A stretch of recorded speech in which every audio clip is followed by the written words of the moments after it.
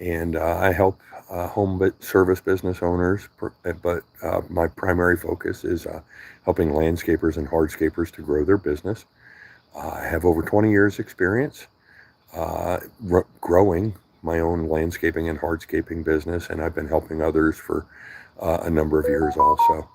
So there's a couple of things I want to talk about today that might be helpful for a business that is struggling to grow. And it comes from my experience when I'm helping people, some of the things that I see that they bump up against and that they're just not ready to maybe recognize or holding them back.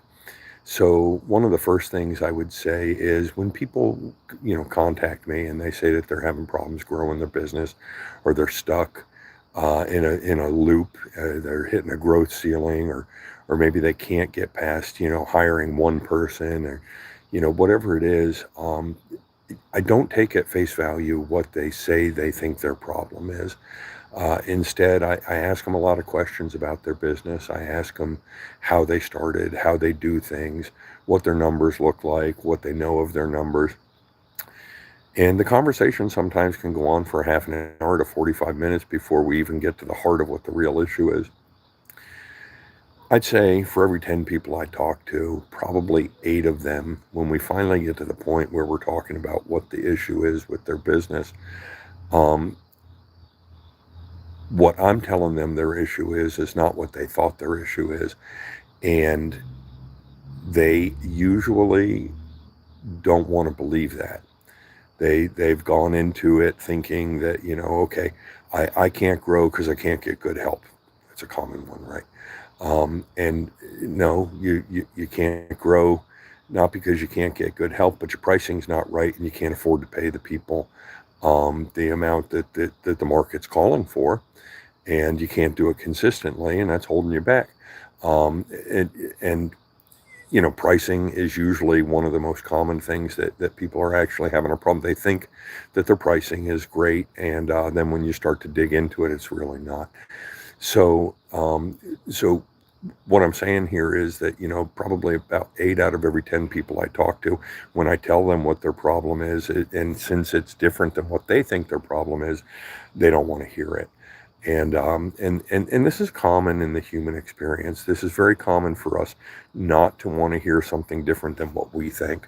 And there can be a number of reasons that this happens. We're investing in our businesses, right? It's like a child to us. And if we're hearing that the problem is something internal that we're doing wrong, or that maybe we haven't set up properly, we feel like we're not taking care of our child properly, right? And we're not taking care of that business, and so it can feel like an attack on ourselves.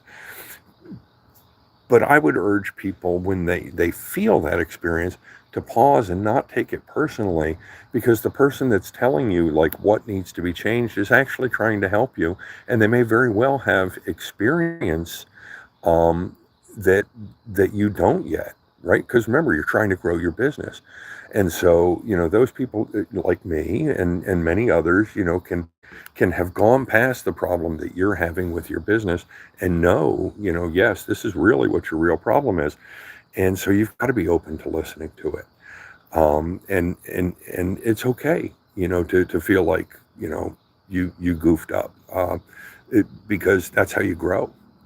Okay. So it requires humility, and it requires understanding that we don't have all the answers. On my desk, I have a sign. It's from the book of Proverbs. Says, "Plans fail for lack of counsel, but with many advisors they succeed." I believe in that axiom, and the reason that I believe in it is because none of us can have all the answers. Please, whatever you do in your business, surround yourself with people that know things, right?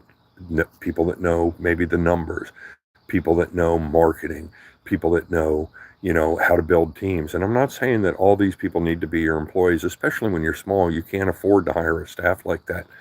Make friends with people that are good with that stuff, right? Or reach out to somebody like me, who's gotten experience in growing a business and let them advise you. But it's very cool, and it's very acceptable to have like a kitchen cabinet, they would call it, friends that are advisors that are very skilled in different things that you can bring your problem to them, almost like a board of directors, but you don't necessarily have to pay them. Yeah, take them out to dinner, right? But let them give you the advice on the things that they know. Okay, and be willing to listen to it. Now, you own the business. Ultimately, the decision's yours. But if you surround yourself with those type people and eventually start to hire those type people that will push back on your misconceptions, then you stand a better chance to grow. Okay. So this is, like I said, started this off, when people come to me asking for help to grow their business and I talk with them about, what their problems are, a lot of times the problem that they have is not the problem that they came to me thinking that they had. And then, it's either they're willing to go, okay, well, I need to learn, or they're just so convinced that they're right that they stay stuck in their problem until eventually they get frustrated and maybe they listen to me or they listen to somebody else. And just so long as they learn, I don't care if they, come to me. I mean, sure, I'd love for people to come to me, but, if they don't want to come to me, but they go to somebody else, that's great. Okay. The second thing that I would advise people, if you really want to grow your business, you do not need to be an accountant. You don't have to have a degree in accounting, but you have to have a fundamental understanding of accounting. You need to understand what's the difference between income and expense. And you need to understand, what your profitability is. You need to have, the ability just to look at a profit and loss and be able to say whether or not you're making or losing money. If you're not sure how to do that, there's classes. You can go to SCORE at the Small Business Administration. There's free advisors there that will help you understand some of the stuff. You can Google it. You can talk to ChatGPT. Don't 100% trust ChatGPT. Sometimes it gives really goofy answers, especially when it comes to math. But there are things that you can learn. Just have a basic fundamental understanding of accounting. Once you start to get that fundamental understanding, then you can start to make a lot of informed decisions in your business because the numbers do not lie. Okay? The numbers should be the data that you're using to drive your decisions. So in order to be at the point where you can make those decisions and really adjust the things that are working poorly for your business and also double down on the things that are working really good for your business, the only way that you're able to do that is if you at least understand the basics of accounting and can look at a profit and loss, understand a balance sheet, okay, and be able to make informed decisions. So again, just to close up for today, the two things that I want to encourage people is, a little bit of humility. You don't have to have all the answers.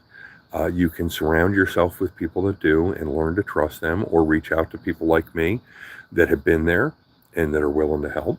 And then the second thing is do what you can to just learn enough about accounting so that you can start to make those informed decisions. And of course, you can subscribe to my page. I leave, helpful tips all the time.